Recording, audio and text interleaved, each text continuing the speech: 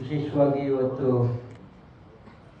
ನಮ್ಮ ಪಕ್ಷದ ಕಚೇರಿಯಲ್ಲಿ ಈ ಒಂದು ಎಲ್ಲ ಕಾರ್ಯಕರ್ತರನ್ನ ಭೇಟಿ ಮಾಡೋದಕ್ಕೆ ಅವಕಾಶ ಮಾಡಿಕೊಟ್ಟಿರ್ತಕ್ಕಂಥ ಅಧ್ಯಕ್ಷರಿಗೆ ಮತ್ತು ಈ ಒಂದು ಸಮಾರಂಭದಲ್ಲಿ ಉಪಸ್ಥಿತಕ್ಕಂಥ KPCCಯ ಕಾರ್ಯಾಧ್ಯಕ್ಷರು, ವಿಧಾನ ಪರಿಷತ್ತಿನ ಸದಸ್ಯರು, ಆತ್ಮೀಯ ಗೆಳೆಯರಾಗಿರ್ತಕ್ಕಂಥ ಮಂಜುನಾಥ್ ಭಂಡಾರಿಜಿ ಅವರ ಮತ್ತು ನಮ್ಮ ಪಕ್ಷದ ನಾಯಕರು ಆಗಿರ್ತಕ್ಕಂಥ ವಿಜಯ್ ಮುರುಗುಂದ್ ಅವರೇ ಮತ್ತು ವೇದಿಕೆ ಮೇಲೆ ಆಸೀನರಾಗಿರ್ತಕ್ಕಂಥ ಎಲ್ಲ ಪದಾಧಿಕಾರಿಗಳ ದಯವಿಟ್ಟು ಯಾರು ಭಾವಿಸ್ಬೋದು. ಬಾಲರಾಜ್ ಅವರಿದ್ದಾರೆ, ಸತ್ಯನಾರಾಯಣ ಅವರಿದ್ದಾರೆ, ಜಯರಾಮ್ ಅವರಿದ್ದಾರೆ, ಹುಸೇನ್ ಅವರಿದ್ದಾರೆ, ವಿಜಯ್ ಇದ್ದಾರೆ. ಎಲ್ಲ ನಮ್ಮ ಪದಾಧಿಕಾರಿಗಳು ಮತ್ತು ನಮ್ಮ ಸ್ಕಿಲ್ ಡೆವಲಪ್ಮೆಂಟ್ ಕಾರ್ಪೊರೇಷನ್ ಅಧ್ಯಕ್ಷರಾಗಿರ್ತಕ್ಕಂಥ ಕಾಂತಾ ನಾಯಕ್ ಅವರು ಮತ್ತು ಎಲ್ಲ ಪತ್ರಕರ್ತ ಮಿತ್ರರು, ಇವತ್ತು ವಿಶೇಷವಾಗಿ ನಮ್ಮ ಇಲಾಖೆ ವತಿಯಿಂದ ನಾವು ಕಾರ್ಯಕರ್ತರ ಜೊತೆ ಒಂದು ಸಮಾಲೋಚನೆ ಮತ್ತು ಅವರ ಒಂದು ಸಲಹೆಗಳು ಮತ್ತು ಅವರ ಏನಾದರೂ ಅವರ ಸಮಸ್ಯೆಗಳಿದ್ದರೆ ಅದನ್ನು ಪರಿಹಾರ ಮಾಡೋದಕ್ಕೆ ಇವತ್ತು ಕಾಂಗ್ರೆಸ್ ಕಚೇರಿಗೆ ನಾನು ಬಂದಿದ್ದೀನಿ. ಇವತ್ತು ಅನೇಕ ಜನ ಅವರ ಜನಪರವಾಗಿರ್ತಕ್ಕಂಥ ಕಾಳಜಿಯ ಒಂದು ಹಿನ್ನೆಲೆಯಲ್ಲಿ ಅನೇಕ ಇವತ್ತು ಸಲಹೆಗಳನ್ನು ಕೊಟ್ಟಿದ್ದಾರೆ ಮತ್ತು ಎಲ್ಲೆಲ್ಲಿ ನಮ್ಮ ಆಸ್ಪತ್ರೆಗಳಲ್ಲಿ ನಾವು ಇಂಪ್ರೂವ್ಮೆಂಟ್ ಮಾಡಬೇಕು ಅನ್ನೋದಕ್ಕೆ ನಮಗೆ ಒಂದು ಸಲಹೆಯನ್ನು ಕೂಡ ಕೊಟ್ಟಿದ್ದಾರೆ. ಇವತ್ತು ವಿಶೇಷವಾಗಿ ನಮ್ಮ ಸರ್ಕಾರ ಬಂದ ಮೇಲೆ 2 ವರ್ಷದಲ್ಲಿ ಅನೇಕ ಸಾಧನೆಗಳನ್ನು ನಾವು ಮಾಡಿದ್ದೀವಿ. ನಮ್ಮ 2 ಇಲಾಖೆ, ಅದು ವೈದ್ಯಕೀಯ ಶಿಕ್ಷಣ ಆಗಿರ್ಬೋದು ಅಥವಾ ಕೌಶಲ್ಯ ಅಭಿವೃದ್ಧಿ ಆಗಿರ್ಬೋದು, ಅನೇಕ ಹೊಸ ಹೆಜ್ಜೆಗಳನ್ನು ಇಡ್ತಕ್ಕಂಥ ಪ್ರಯತ್ನ ಇವತ್ತು ಸಿದ್ದರಾಮಯ್ಯ ನೇತೃತ್ವದ ಕಾಂಗ್ರೆಸ್ ಸರ್ಕಾರ ಮಾಡ್ತಾ ಇದೆ. ಇವತ್ತು ವಿಶೇಷವಾಗಿ ನಮ್ಮ ಗ್ಯಾರಂಟಿಗಳ ಜೊತೆ, ಯಾಕಂದರೆ ನಮ್ಮ ಫ್ಲ್ಯಾಗ್ಶಿಪ್ ಪ್ರೋಗ್ರಾಮ್ಸು ನಮ್ಮ ಸರ್ಕಾರದ್ದು ನಮ್ಮ ಚುನಾವಣೆಯ ಭರವಸೆಯಂತೆ 5 ಗ್ಯಾರಂಟಿಗಳನ್ನು ಇಂಪ್ಲಿಮೆಂಟ್ ಮಾಡೋದ್ರ ಜೊತೆಗೆ ವಿಶೇಷವಾಗಿ ನಮ್ಮ ಇಲಾಖೆಗಳಿಗೆ, ಅದು ಆರೋಗ್ಯ ಆಗಿರ್ಬೋದು, ಶಿಕ್ಷಣ ಇಲಾಖೆಗಾಗಿರ್ಬೋದು, ಹೆಚ್ಚಿನ ಆದ್ಯತೆಯನ್ನು ಕೊಡ್ತಕ್ಕಂಥ ಕೆಲಸ ಮಾನ್ಯ ಮುಖ್ಯಮಂತ್ರಿಗಳು ಮತ್ತು ಮಾನ್ಯ ಉಪಮುಖ್ಯಮಂತ್ರಿಗಳಾಗಿರ್ತಕ್ಕಂಥ DK ಶಿವಕುಮಾರ್ ಅವರು ಮಾಡಿದ್ದಾರೆ. ಮತ್ತು ವೈದ್ಯಕೀಯ ಶಿಕ್ಷಣ ಇಲಾಖೆಯಲ್ಲಿ ಅನೇಕ ಬದಲಾವಣೆಗಳನ್ನು ಮಾಡಿದ್ದೀವಿ. ಈಗ ಹಿಂದೆ ಸಚಿವನಾಗಿದ್ದಾಗೂ ಕೂಡ ಜಿಲ್ಲೆಗೊಂದು ಸರ್ಕಾರಿ ಮೆಡಿಕಲ್ ಕಾಲೇಜ್ ಈ ಪರಿಕಲ್ಪನೆ ನಾವೇ ಪ್ರಾರಂಭ ಮಾಡಿದ್ವಿ.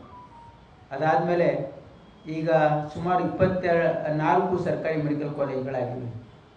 ಅದರ ಜೊತೆಗೆ ಸೂಪರ್ ಸ್ಪೆಷಾಲಿಟಿ ಆಸ್ಪತ್ರೆಗಳನ್ನು ನಾವು ರಾಜ್ಯಾದ್ಯಂತ ಮಾಡಬೇಕು ಅಂತಕ್ಕಂಥ ಒಂದು ಸಂಕಲ್ಪದಲ್ಲಿ ನಾವು ಹಿಂದೆ ನಮ್ಮ ಸರ್ಕಾರ ಇದ್ದಾಗ ನಾವು ಅನೌನ್ಸ್ ಮಾಡಿದ್ವಿ. ಏನಂದರೆ ಒಂದು ಕಲಬುರಗಿಯಲ್ಲಿ, ಮೈಸೂರಲ್ಲಿ, ಬೆಳಗಾಮಲ್ಲಿ ಸೂಪರ್ ಸ್ಪೆಷಾಲಿಟಿ ಆಸ್ಪತ್ರೆ, ಯಾಕಂದರೆ ಎಲ್ಲ ವಿಭಾಗ ಮಟ್ಟದಲ್ಲಿ ಮಾಡಬೇಕು ಅಂತ ಹೇಳಿ. ಅವು ಕಳೆದ 5 ವರ್ಷ BJP ಸರ್ಕಾರ ಇದ್ದಾಗ ಅದೇನು ಮೂನೇ ಆಗಲಿಲ್ಲ, ಒಂದು ಕೆಲಸನೂ ಆಗಲಿಲ್ಲ. ಆದರೆ ನಾವು ಬಂದ ಮೇಲೆ ಎಲ್ಲ ಆಸ್ಪತ್ರೆಗಳನ್ನು ಪ್ರಾರಂಭ ಮಾಡಿದ್ದೀವಿ. ಸೂಪರ್ ಸ್ಪೆಷಾಲಿಟಿ ಆಸ್ಪತ್ರೆ ಕಲಬುರಗಿ ಪ್ರಾರಂಭ ಆಗಿದೆ, ಮೈಸೂರಲ್ಲಿ ಪ್ರಾರಂಭ ಆಗಿದೆ, ಬೆಳಗಾವಿಯಲ್ಲಿ ಪ್ರಾರಂಭ ಆಗಿದೆ.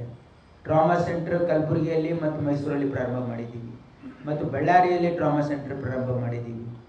ಈಗ ವಿಶೇಷವಾಗಿ ನಮ್ಮ ಒಂದು ಮುಂದಿನ ನಮ್ಮ ನೀಲಿನಕ್ಷೆ ಏನಿರಬೇಕು ಮುಂದೆ ಬರ್ತಕ್ಕಂಥ 3 ವರ್ಷದಲ್ಲಿ ಅಂತ ನಾವು ಕೂಡ ಅದನ್ನು ಕೂಡ ಪ್ಲ್ಯಾನ್ ಮಾಡಿದ್ದೀವಿ. ಮಾನ್ಯ ಮುಖ್ಯಮಂತ್ರಿಗಳು ಕೂಡ ಒಪ್ಪಿದ್ದಾರೆ. ಏನಂದರೆ ಪ್ರತಿ ಜಿಲ್ಲೆಗೆ ನಾವು ಸರ್ಕಾರಿ ಮೆಡಿಕಲ್ ಕಾಲೇಜರ ಜೊತೆಗೆ ಪ್ರತಿ ಜಿಲ್ಲೆಗೆ ಸೂಪರ್ ಸ್ಪೆಷಾಲಿಟಿ ಆಸ್ಪತ್ರೆ ಮಾಡಬೇಕು, ಪ್ರತಿ ಜಿಲ್ಲೆಗೆ ಕ್ಯಾನ್ಸರ್ ಆಸ್ಪತ್ರೆ ಮಾಡಬೇಕು, ಪ್ರತಿ ಜಿಲ್ಲೆಗೆ ಟ್ರಾಮಾ ಸೆಂಟರ್ ಮಾಡಬೇಕು ಅಂತಕ್ಕಂಥದ್ದು ನಮ್ಮ ಸಂಕಲ್ಪ ಇದೆ. ಯಾಕಂತಂದರೆ ಇವತ್ತು ತಾವೆಲ್ಲ ನೋಡ್ತಾ ಇದ್ದೀರಿ, ಯಾವುದೇ ಒಂದು ಎಮರ್ಜೆನ್ಸಿ ಅಂದರೆ ಟ್ರಾಮಾ ಆಗಲಿ, ಆಕ್ಸಿಡೆಂಟ್ ಆಗಲಿ ಆದಾಗ ಅವರು ಪೇಷಂಟ್ಸಿಗೆ ನಾವು ಪ್ರೈವೇಟ್ ಹಾಸ್ಪಿಟ್ಲ್ಗೆ ಹೋದರೆ ಭಾಳ ಅವರು 5 ಲಕ್ಷ, 4 ಲಕ್ಷ, 10 ಲಕ್ಷ ರೂಪಾಯಿ ಅವ್ರಿಗೆ ಖರ್ಚು ಬಂದರೆ ಸಾಮಾನ್ಯ ಜನ ಬಡವರು ಅದನ್ನು ಪೂರೈಸೋಕ್ಕೆ ಆಗೋದಿಲ್ಲ. ಅದರಿಂದ ಏನಾಗ್ತದೆ, ಅವರ ಪಾಪ ಅವರು ಇದ್ದ ಆಸ್ತಿನ ಮಾರಬೇಕಾಗಿರ್ತಕ್ಕಂಥ ಪರಿಸ್ಥಿತಿ ಬರ್ತದೆ. ಅದಕ್ಕೆ ಆ ಒಂದು ಪರಿಸ್ಥಿತಿ ಬರಬಾರ್ದು ಅಂತ ಹೇಳಿ ಇವತ್ತು ನಮ್ಮ ಸರ್ಕಾರ ವಿಶೇಷವಾಗಿ ಇವತ್ತು ಎಲ್ಲ ಆಸ್ಪತ್ರೆಗಳನ್ನು ನಾವು ಸ್ಥಾಪನೆಯನ್ನು ಮಾಡ್ತಾ ಇದ್ದೀವಿ. ಜೊತೆಗೆ ನಮ್ಮ ರಾಜ್ಯದಲ್ಲಿ ಜಯದೇವ ಇನ್ಸ್ಟಿಟ್ಯೂಟ್ ಆಫ್ ಕಾರ್ಡಿಯಾಲಜಿ ಒಂದು ಬ್ರಾಂಚು ನಾವೊಂದು ಕಲಬುರಗಿಯಲ್ಲಿ ಉದ್ಘಾಟನೆ ಮಾಡಿದ್ದೀವಿ. ಹಿಂದೆ ನಾವೇ ಅದನ್ನು ಪ್ರಾರಂಭ ಮಾಡಿದ್ವಿ. ಈಗ ಮತ್ತೆ 100 ಬೆಡ್ಡನ್ನು ಸ್ಟಾರ್ಟ್ ಮಾಡಿದ್ವಿ. ಇವತ್ತು ಕಲಬುರಗಿಯಲ್ಲಿ ನಾವು 371J ಏನು 10 ವರ್ಷ ನಮ್ಮ ಆರ್ಟಿಕಲ್ 371 ಇಂಪ್ಲಿಮೆಂಟೇಷನ್ ಇದಕ್ಕೆ ಮುಖ್ಯ ರೂವಾರಿ ನಮ್ಮ AICC ಅಧ್ಯಕ್ಷರಾಗಿರ್ತಕ್ಕಂಥ ಮಲ್ಲಿಕಾರ್ಜುನ್ ಖರ್ಗೆ ಸಾಹೇಬರ ಪ್ರಯತ್ನದಿಂದ ಏನು ಆ ಭಾಗದಲ್ಲಿ ಆ ಒಂದು ವಿಶೇಷ ಕಾನೂನು ಆಯಿತು. ಅದರ 10 ವರ್ಷದ ಒಂದು ಸಾಧನೆಯ ನೆನಪಿನಲ್ಲಿ ನಾವು 371 ಬೆಡ್ನ ಒಂದು ಜಯದೇವ ಇನ್ಸ್ಟಿಟ್ಯೂಟ್ ಆಫ್ ಕಾರ್ಡಿಯಾಲಜಿಯನ್ನು ಉದ್ಘಾಟನೆ ಮಾಡಿದ್ದೀವಿ. ಅದು ಫುಲ್ ಫ್ಲೆಜ್ ನಡೀತಾ ಇದೆ. ಮತ್ತು ಮೈಸೂರಲ್ಲೂ ಕೂಡ ಹಿಂದೆ ನಮ್ಮ ಸರ್ಕಾರ ಇದ್ದಾಗ ನಾವು ಪ್ರಾರಂಭ ಮಾಡಿದ್ವಿ. ಮುಂದಿನ ವರ್ಷ ನಾವು ಬೆಳಗಾಂ ಅಂದರೆ ಹುಬ್ಳಿಯಲ್ಲಿ ಒಂದು 400 ಬೆಡ್ಡಿನ ಜಯದೇವ ಆಸ್ಪತ್ರೆಯನ್ನು ಉದ್ಘಾಟನೆ ಮಾಡ್ತಾ ಇದ್ದೀವಿ. ಈಗಾಗಲೇ ಕೆಲಸ ಕಾರ್ಯಗಳು ನಡೆದಿವೆ ಅಲ್ಲಿ. ನಾವು ಇನ್ನೂ ಒಂದು 8 ತಿಂಗಳಲ್ಲಿ ಅದನ್ನು ಲೋಕಾರ್ಪಣೆ ಮಾಡಬೇಕು ಅಂತಕ್ಕಂಥ ಒಂದು ಟಾರ್ಗೆಟನ್ನು ಹಾಕ್ಕೊಂಡಿದ್ದೀವಿ. ನಾನು ಯಾಕೆ ಮಾತು ಹೇಳ್ತಾ ಇದ್ದೀನಿ ಅಂದರೆ, ಒಂದು ವೇಳೆ ಜಯದೇವ ಆಸ್ಪತ್ರೆ ಇರದೇ ಇದ್ದಿದ್ರೆ ಇವತ್ತು ಯಾವುದೇ ಒಂದು ಕಾರ್ಡಿಯಾಕ್ ಏಲ್ಮೆಂಟ್ ಇರೋಗಿರ್ಬೋದು, ಇದು ಸ್ಟಂಟ್ ಹಾಕೋದಾಗಿರ್ಬೋದು, ಬೈಪಾಸ್ ಸರ್ಜರೀಸ್ ಆಗಿರ್ಬೋದು, ಭಾಳ ದುಬಾರಿ ಆಗ್ತಿತ್ತು. ನಾವು ಸರ್ಕಾರಿ ಮಟ್ಟದಲ್ಲಿ ಸೂಪರ್ ಸ್ಪೆಷಾಲಿಟಿ ಆಸ್ಪತ್ರೆಗಳನ್ನು ಯಾಕೆ ಸ್ಥಾಪನೆ ಮಾಡ್ತಾ ಇದ್ದೀವಿ ಅಂದರೆ, ಅದು ಕಾಸ್ಟ್ ಚೆಕ್ಕಲ್ಲಿ ಇಡಬೇಕು ಅಂಥೇಳಿ. ನಾವು ಸರ್ಕಾರದಲ್ಲಿ ಭಾಳ ಕಮ್ಮಿ ದರದಲ್ಲಿ ಮಾಡೋಕ್ಕೆ ಸಾಧ್ಯ ಇದ್ದರೆ ಪ್ರೈವೇಟ್ ಹಾಸ್ಪಿಟಲ್ ಮಾಡಲಿಕ್ಕೆ ಯಾಕೆ ಸಾಧ್ಯ ಇಲ್ಲ ಅಂತಕ್ಕಂಥದ್ದು ಜನರ ಮನಸ್ಸಲ್ಲಿ ಬರಬೇಕು. ಹಾಗಾಗಿ ನಾವು ಕಾಸ್ಟನ್ನು ನಿಯಂತ್ರಣದಲ್ಲಿ ಇಡಬೇಕು ಸಾಮಾನ್ಯ ಜನರಿಗೆ. ಯಾಕಂದರೆ ಇದು ಭಾಳಷ್ಟು ಟೆಕ್ನಾಲಜಿ ಇಂಪ್ರೂವ್ಮೆಂಟ್ ಆಗ್ತಾ ಇದೆ. ಆದರೆ ಅದರ ಫಲ ಕೇವಲ ಶ್ರೀಮಂತರಿಗೆ ಸಿಕ್ಕರೆ ಅದರ ಉಪಯೋಗ ಇಲ್ಲ. ಸಾಮಾನ್ಯ ಜನರಿಗೂ ಕೂಡ ಇವತ್ತು ನಮ್ಮ ಏನೇನು ಹೊಸ ಆವಿಷ್ಕಾರಗಳು ಬರ್ತಾ ಇವೆ, ಹೊಸ ಡೆವಲಪ್ಮೆಂಟ್ ಆಗ್ತಾ ಇದೆ, ಅದರ ಫಲ ಸಾಮಾನ್ಯ ಜನರಿಗೂ ಸಿಗಬೇಕು ಅಂತಕ್ಕಂಥ ಉದ್ದೇಶದಿಂದ ನಾವು ಇವೆಲ್ಲ ಆಸ್ಪತ್ರೆಗಳನ್ನು ಸ್ಥಾಪನೆ ಮಾಡ್ತಾ ಇದ್ದೀವಿ. ಜೊತೆಗೆ ಇವತ್ತು ಸಂಪೂರ್ಣ ಪಾರದರ್ಶಕತೆಯನ್ನು ತಂದಿದ್ದೀವಿ. ವೈದ್ಯಕೀಯ ಶಿಕ್ಷಣ ಇಲಾಖೆಯಲ್ಲಿ ಇವತ್ತು ಸಂಪೂರ್ಣ 100% ಟ್ರಾನ್ಸ್ಪರೆನ್ಸಿ ಇದೆ ಅಂತ ನಾವು ಭಾಳ ಹೆಮ್ಮೆಯಿಂದ ಹೇಳ್ಬೋದು.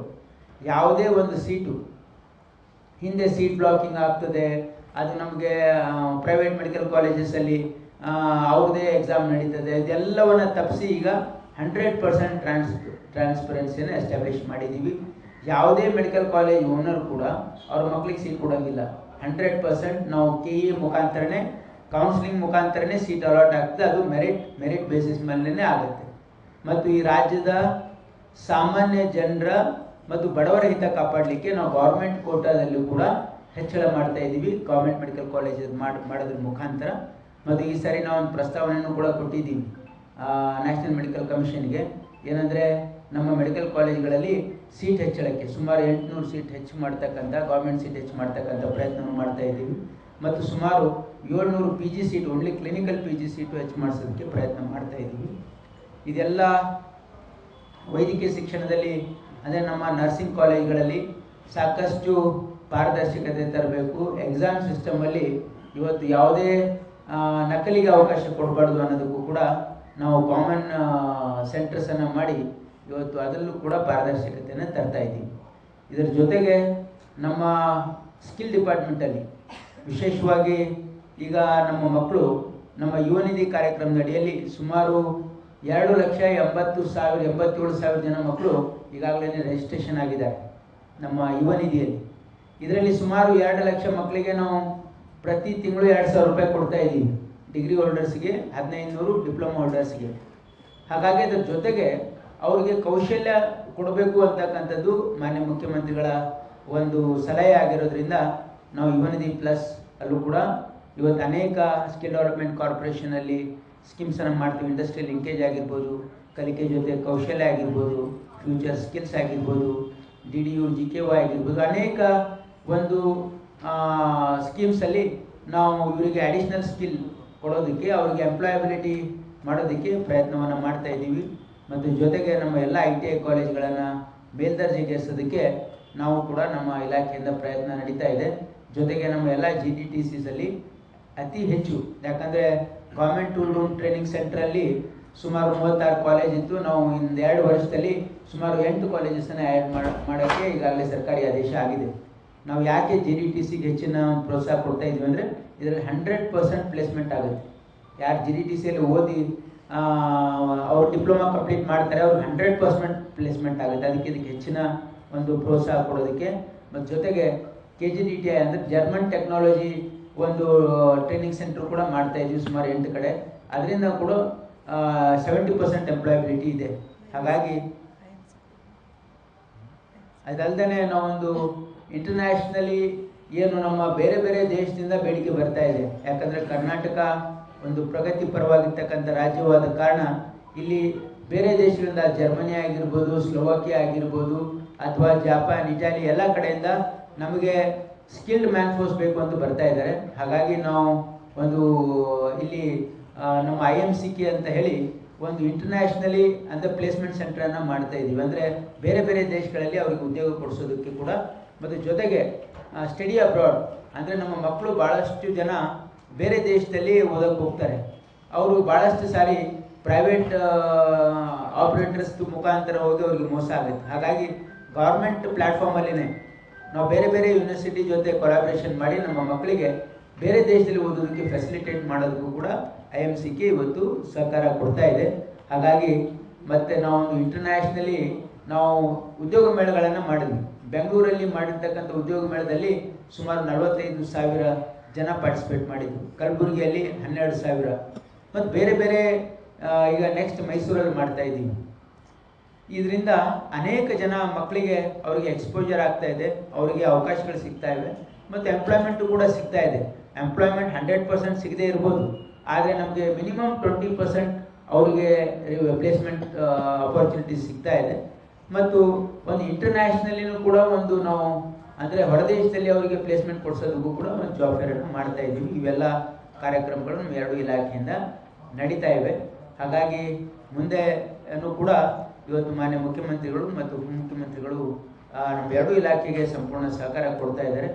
ಇನ್ನೂ ಅನೇಕ ಮೆಡಿಕಲ್ ಕಾಲೇಜ್ ಸ್ಥಾಪನೆ ಆಗಲಿ, ಸೂಪರ್ ಸ್ಪೆಷಾಲಿಟಿ ಆಸ್ಪತ್ರೆ ಸ್ಥಾಪನೆ ಆಗಲಿ, ಮತ್ತು ನಮ್ಮ ಇವೆಲ್ಲ ಸ್ಕಿಲ್ ಡೆವಲಪ್ಮೆಂಟ್ ಸೆಂಟರ್ಗೆ ನಾವು ಈಗಾಗಲೇ ಅನೇಕ ಮಲ್ಟಿ ಸ್ಕಿಲ್ ಡೆವಲಪ್ಮೆಂಟ್ ಸೆಂಟರ್ಸನ್ನು ಎಸ್ಟಾಬ್ಲಿಷ್ ಮಾಡಿ ನಮ್ಮಲ್ಲಿ ಇರ್ತಕ್ಕಂಥ ಎಲ್ಲ ಯುವ ನಿಧಿಯಲ್ಲಿ ಆನ್ಬೋರ್ಡ್ ಆಗಿರ್ತಕ್ಕಂಥ ಎಲ್ರಿಗೂ ಸ್ಕಿಲ್ ಕೊಡ್ತಕ್ಕಂಥ ಪ್ರಯತ್ನ ನಮ್ಮ ಇಲಾಖೆಯಿಂದ ಆಗ್ತಾ ಇದೆ. ನಮಸ್ಕಾರ.